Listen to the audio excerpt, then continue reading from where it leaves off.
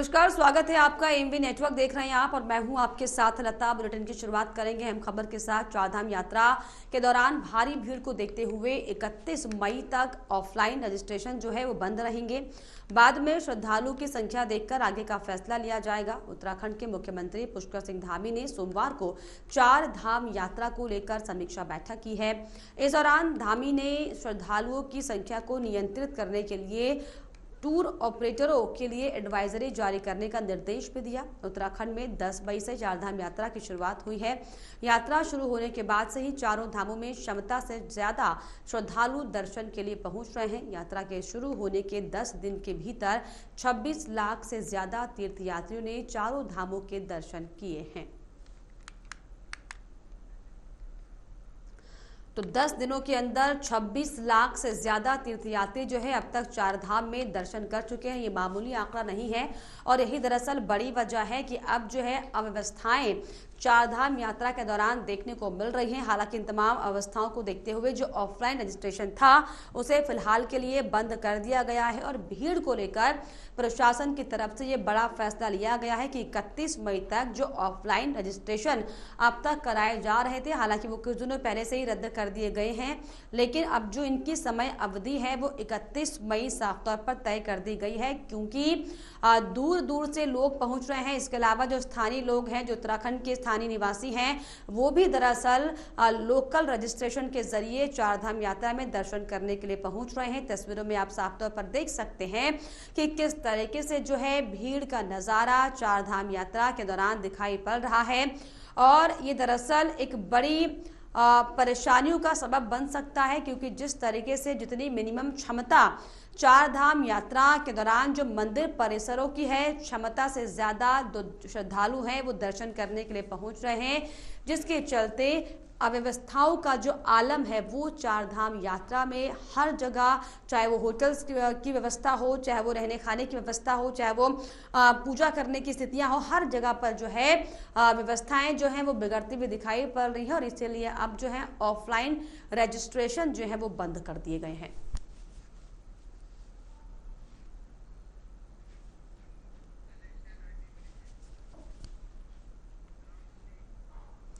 Monsoon के मौसम में लेवड़ा नदी हर साल उफान पर आती है और बाजपुर में बाढ़ की समस्या से लोगों को रूबरू होना पड़ता है।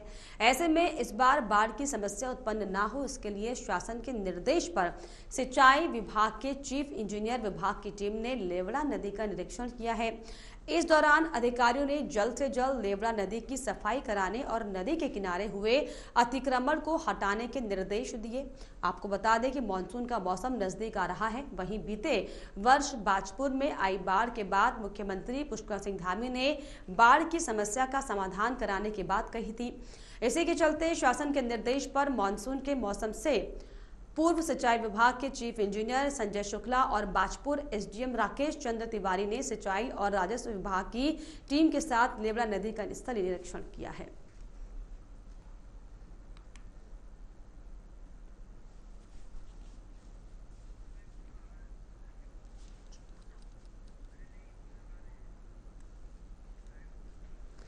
तो बाजपुर में बाढ़ की समस्याओं का समाधान होगा। इसके चलते जो है अधिकारी लगातार जो है निरीक्षण लेवड़ा नदी का कर रहे हैं, ताकि आने वाले समय में किसी भी प्रकार से कोई भी जो है आपदा ना होने पाए। इसको लेकर जो है जो आपदा विभाग के अधिकारी हैं वो भी इस पर चर्चा कर रहे हैं। जो जिला प्रशासन है वो भी इस पर चर्चा कर रहा है कि किसी भी तरीके से लेवड़ा नदी के चलते जो है आम जनजीवन अस्त व्यस्त ना होने पाए और इसीलिए नदी के किनारे हुए अतिक्रमणों को भी हटाने की जो है मुहिम हो सकता है कि शुरू कर दी जाए। तो बाजपुर में आपको बताएं कि अधिकारियों ने लेवड़ा नदी का निरीक्षण किया है ताकि किसी भी तरीके से कोई अप्रिय घटना ना होने पाए। नदी के किनारे जो अतिक्रमण बसा हुआ है उसे हटाने का काम किया जाएगा और बाढ़ की समस्या का समाधान करने के लिए अब अधिकारी जो है लेवड़ा नदी का निरीक्षण करते हुए दिखाई पड़ रहे हैं।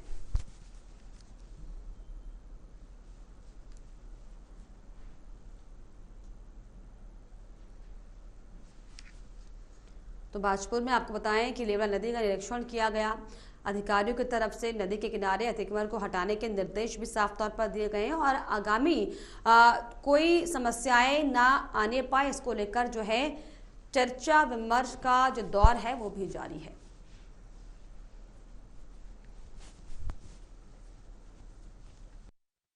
देखिए, इसमें विगत वर्ष जो बाढ़ आई थी और जो समस्याएं यहाँ आ गई थी, मुख्यतः नदी के जो वाटरवे है उसको कम करने की वजह से आई थी। उसमें मलबा मलबा भर गया था, तो उसको साफ करने के लिए सिंचाई विभाग ने एस्टिमेट्स वगैरह बनाए थे, वो स्वीकृत भी हो गए हैं और उसमें काम चालू है। उसका टेंडर भी ओपन होने वाला है और मानसून से पहले पहले साफ करने के निर्देश दे दिए गए हैं। और जहाँ कहीं भी अतिक्रमण है उसमें ये भी निर्देश दिए गए हैं कि प्रशासन से मिलकर उनको अविलंब अतिक्रमण से मुक्त भी करा दिया जाए।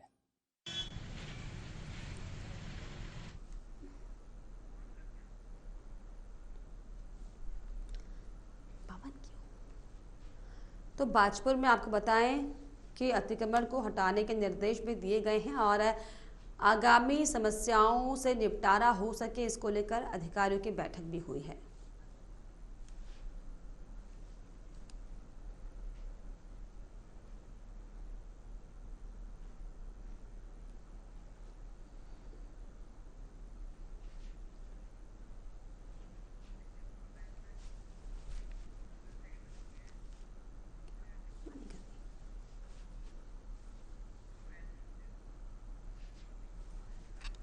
और इस पर ज्यादा जानकारी के लिए मेरे सहयोगी उत्तराखंड के ब्यूरो चीफ पवन दीक्षित मेरे साथ जुड़ गए। पवन, लेवला नदी का अधिकारियों ने निरीक्षण किया है ताकि आगामी कोई भी समस्या जो है ना आने पाए, क्या कुछ जानकारी इसको लेकर मिल रही है? बिल्कुल। लता चार धाम यात्रा कैसे बेहतर हो, कैसे व्यवस्थित हो, इसको लेकर के सरकार का जो पूरा तंत्र है वो लगा हुआ है। मुख्यमंत्री ने पहले ही निर्देश दिए थे सभी संबंधित अधिकारियों को कि जमीन पर उतर करके सभी व्यवस्थाओं का जायजा लिया जाए। कहीं पर भी तो अगर कोई भी कोताही बरती जा रही है तो उसको सही करने के भी निर्देश दिए थे। यही वजह है कि अब स्वास्थ्य सचिव हो, चाहे वो पेयजल सचिव हो, उस पेयजल विभाग के भी उच्च अधिकारी यह यात्रा रूट पर जाकर के जगह जगह निरीक्षण कर रहे हैं। डीजीपी स्वयं जाकर के सुरक्षा व्यवस्था और नियम कानूनों का पालन कराने के लिए जमीन पर उतर करके वहां पर व्यवस्थाओं का जायजा ले रहे हैं। साथ ही मुख्य सचिव लगातार मॉनिटरिंग कर रही हैं और मुख्यमंत्री स्वयं भी वर्चुअल माध्यम से और जो स्थलीय निरीक्षण करने के बाद मुख्यमंत्री खुद सक्रिय है। और अब जो यात्रा है वो काफी व्यवस्थित बनाने के लिए जो तंत्र लगा है उसका रिजल्ट भी अब दिखाई देने लगा है। साथ ही मोबाइल भी प्रतिबंधित किया है और 31 मई तक के लिए ऑफलाइन रजिस्ट्रेशन को भी प्रतिबंधित किया है। अभी सिर्फ ऑनलाइन रजिस्ट्रेशन ही मान्य होंगे। 31 तारीख तक व्यवस्थाएं व्यवस्थित हो जाएंगी, उसके बाद ही ऑफलाइन जो पंजीकरण है उसको प्रारंभ। बहुत शुक्रिया आपका पवन, तमाम जानकारी के लिए, तमाम बातचीत के लिए। पूर्व बीजेपी विधायक और अविनाशाचार्य सुरेश राठौर ने महिला अभिनेत्री के साथ वायरल हो रहे वीडियो को लेकर सफाई दी है। भादराबाद स्थित अपने कार्यालय में प्रेस कॉन्फ्रेंस करते हुए सुरेश राठौर ने कहा कि कुछ लोग उनकी छवि खराब करने के लिए अनर्गल टिप्पणी कर रहे हैं, जबकि उर्मिला उनके संगठन की प्रवक्ता हैं। साथ ही उनकी आने वाली एक फिल्म भी अभिनेत्री भी है। वहीं इस दौरान अभिनेत्री उर्मिला सनावत भी मौजूद रही। उर्मिला ने सफाई देते हुए कहा कि जो वीडियो वायरल हो रहा है वे आने वाली फिल्म भाभी जी विधायक हैं। ये फिल्म एक पॉलिटिकल कहानी है। आपको बता दें कि सुरेश राठौर ज्वालापुर विधानसभा से बीजेपी विधायक रह चुके हैं। इन दिनों अभिनेत्री के साथ उनकी कई वीडियो क्लिप वायरल हो रही हैं, जो कि सोशल मीडिया पर चर्चा का विषय बनी हुई हैं। विभिन्न प्रकार के जो इस तरह के लोग अनर्गल प्रचार करके उर्मिला जी को बदनाम करने का काम या मेरे को बदनाम करने का काम या संगठन को बदनाम करने का काम, हमारी छवि को धूमिल करने का काम कर रहे हैं, वो उनके हमारे खिलाफ जो षड्यंत्र करते हैं उसका सीधा सा जवाब है। मैं कुछ नहीं कहना चाहता, लेकिन ऐसे लोग समाज में हमेशा रहते हैं। जब कोई विशाल संगठन बढ़ता है, इनकी बड़ी भूमिका रही है।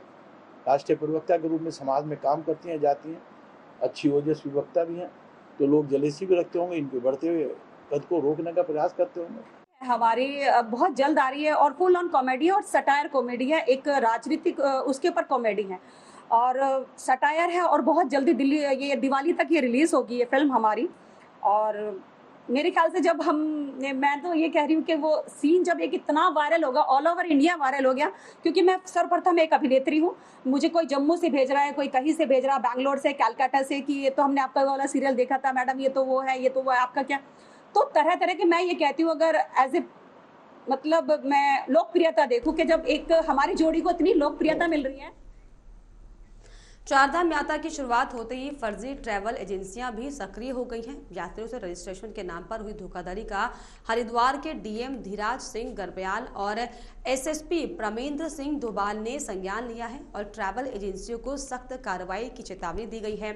आपको बता दें कि 2 दिन पहले हरिद्वार की 2 ट्रैवल एजेंसियों ने चारधाम यात्रा जाने वाले यात्रियों का फर्जी रजिस्ट्रेशन कर दिया था। धोखाधड़ी का पता चलने पर यात्रियों ने उत्तरकाशी में इसका मुकदमा दर्ज कराया था। हरिद्वार के एसएसपी और डीएम ने इसका संज्ञान लिया और भविष्य में ऐसा करने वाली ट्रैवल एजेंसी संचालकों को सख्त कार्रवाई की चेतावनी भी दी है। डीएम और एसएसपी ने कहा कि यात्रियों से धोखाधड़ी करने से हरिद्वार ही नहीं बल्कि राज्य की छवि भी खराब होती है। भविष्य में अगर किसी भी ट्रैवल एजेंसी द्वारा ऐसा किया गया तो मुकदमा दर्ज करने के साथ ही कड़ी कार्रवाई की जाएगी।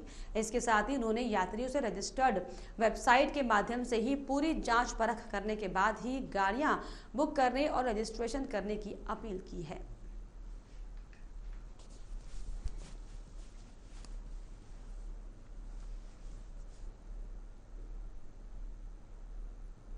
हमारी एसएसपी हरिद्वार से भी बात हुई है और इंटेलिजेंस वालों से भी बात हुई है कि ऐसे लोगों पे लगातार नज़र रखनी है जो ठगी का काम कर रहे हैं और फोर्स तरीके से जो यात्रियों को भेज रहे हैं। एक तरफ ऐसा कृत्य करने से राज्य की छवि भी खराब होती है और अनावश्यक जो तीर्थ यात्री हैं वो भी परेशान रहते हैं। तो ये ऐसा कृत्य किसी को करना नहीं चाहिए। अगर यही हमारे संज्ञान में आता है तो उसकी ठोस कड़ी से कड़ी हम लोग कार्रवाई करें। अभी ये बात संज्ञान में आई है कि उत्तरकाशी में 2 ट्रैवल एजेंट्स के विरुद्ध वैधानिक कार्रवाई की गई है। उन ट्रैवल एजेंट्स को हम लोगों के द्वारा भी नोटिस यहाँ से दिया जा चुका है और अन्य जो ट्रैवल एजेंट्स हैं अगर उसमें भी इस तरीके की बात संज्ञान में आती है तो पुलिस उसमें सख्त कार्रवाई भी करेगी। किसी भी यात्री को जिनका रजिस्ट्रेशन फर्जी तरीके से किया जा रहा है वो पुलिस के संज्ञान में आया है। इस संबंध में हम लोगों ने अभियोग भी पंजीकृत किए हैं पूर्व में। आगे भी इस कार्रवाई को हम जारी रखेंगे और मैं आपके माध्यम से ये लोगों से अपील भी करना चाहूँगा कि जो गवर्नमेंट की निर्धारित साइट्स हैं उसी में जाकर ही अपना रजिस्ट्रेशन करें। किसी ट्रैवल एजेंट्स के माध्यम से रजिस्ट्रेशन जब होता है उसको वेरीफाई कर लें। अगर किसी तरीके का कोई भी फर्जी तरीके से रजिस्ट्रेशन किया जाएगा तो उसके हम लोग ट्रैवल एजेंट्स। और इस पर ज्यादा जानकारी के लिए हरिद्वार से मेरे सहयोगी इंतजार रजा मेरे साथ फोन लाइन पर जुड़ गए। इंतजार, जिस तरीके से चारधाम यात्रा चल रही है ऐसे में जो फर्जी एजेंसियां हैं वो भी अब एक्टिव होती दिखाई पड़ रही है, किस तरह से कार्रवाई हो रही है इस पर और क्या कुछ जानकारी इसको लेकर?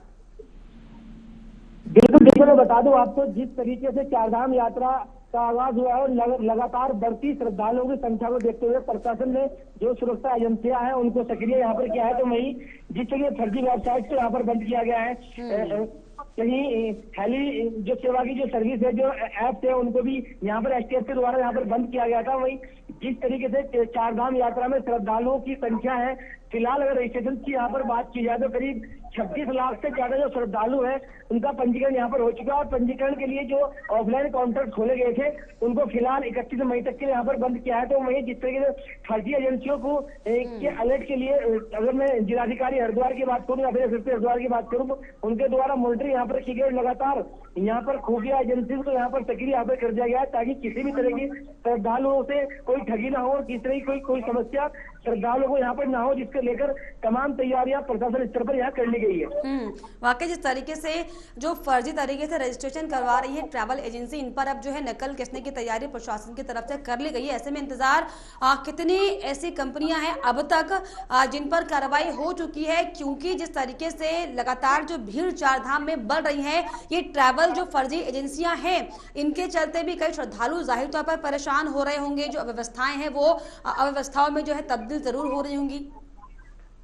बिल्कुल देखिए, बता दूं आपको, जिस तरीके से चारधाम की जो यात्री हैं उनकी बढ़ती संख्या को लेकर प्रशासन सक्रिय है, तो वहीं ऑफलाइन काउंटर पर यहाँ पर रोक लगाई गई है। तो जिसे सुरक्षा एजेंसी की यहाँ पर बात की जाए तो फर्जी जो रजिस्ट्रेशन एजेंसियां हैं उन पर नकेल कसने के लिए पूर्व में भी हल्द्वानी से हीना ट्रेवल्स एजेंसी का नाम सामने आया था, जिस पर कई एजेंटों के खिलाफ मुकदमा दर्ज यहाँ पर किया गया। एसटीएफ की कड़ी निगरानी के बीच इन सारी जो साइट है या फिर जो रजिस्ट्रेशन की एजेंसियां हैं सभी पर यहाँ अलर्ट मोड पर यहाँ पर नजर रखी जा रही है। किसी भी तरह की जो फर्जी वेबसाइट की चाहे मैं बात करूँ या फिर फर्जी रजिस्ट्रेशन की मैं बात करूँ, श्रद्धालुओं से किसी भी तरह की ठगी को लेकर प्रशासन पूरी तरीके से अलर्ट है। और मुख्यमंत्री पुष्कर सिंह धामी का सख्त निर्देश है कि किसी भी तरह की अव्यवस्थाएं चारधाम यात्रा में ना हो, उसको लेकर तमाम सचिवों के साथ या फिर तमाम जिलों के जिलाधिकारियों के साथ मुख्यमंत्री पुष्कर सिंह धामी के द्वारा यहाँ वीडियो कॉन्फ्रेंसिंग के माध्यम से यहाँ पर मॉनिटरिंग यहाँ पर की जाती रही है। फिलहाल ऑफलाइन काउंटर पर रोक लगाई गई है ताकि यात्रा को सुलभ और सुगम तरीके से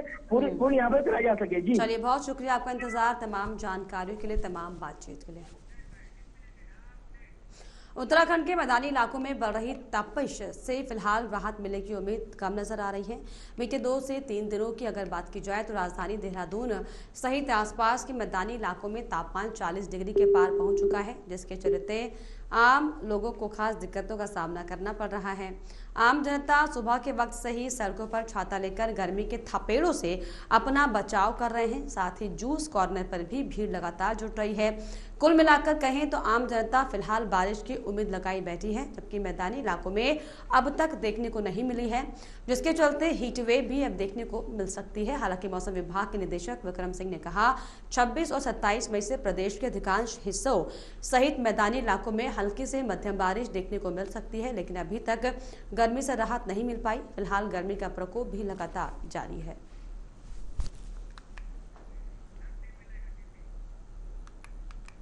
उत्तराखंड सरकार का चारधाम मंदिरों की परिधि में रील और वीडियोग्राफी करने को प्रतिबंधित करने की तर्ज पर हरिद्वार के मंदिरों में भी इसे अपनाने को लेकर तैयारी चल रही है।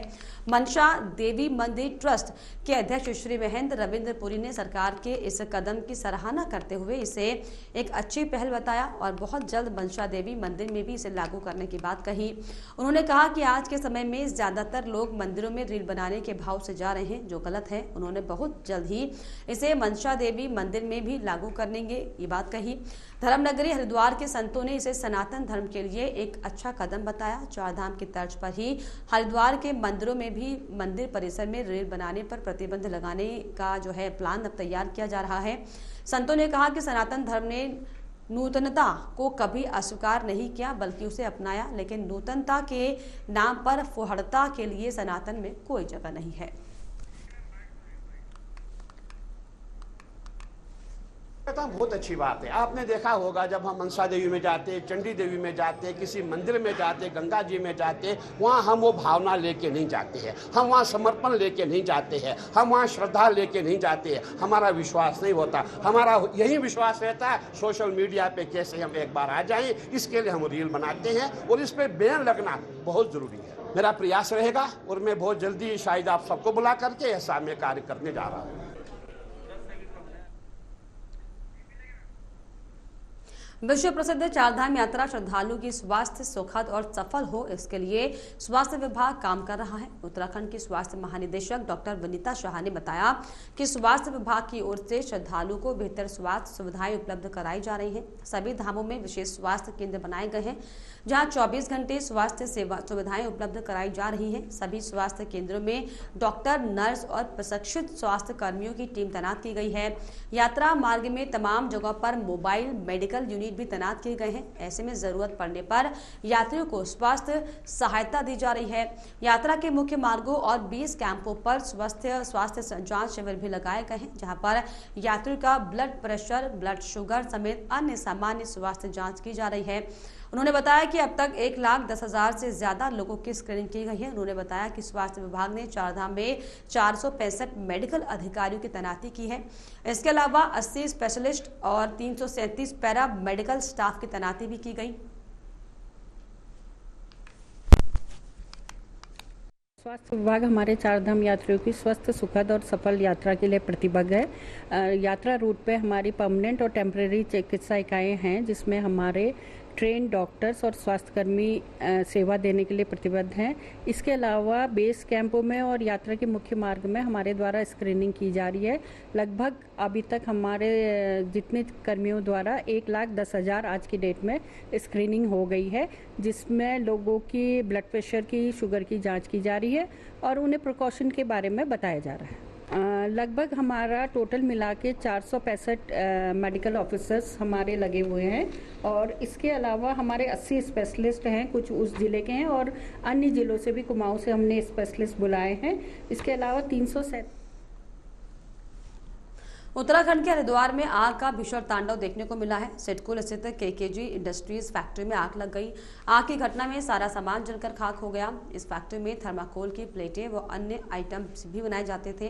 फिलहाल फायर ब्रिगेड की लगभग 8 गाड़ियां ने आग पर काबू पाया। आग लगने के कारणों की जांच की जा रही है।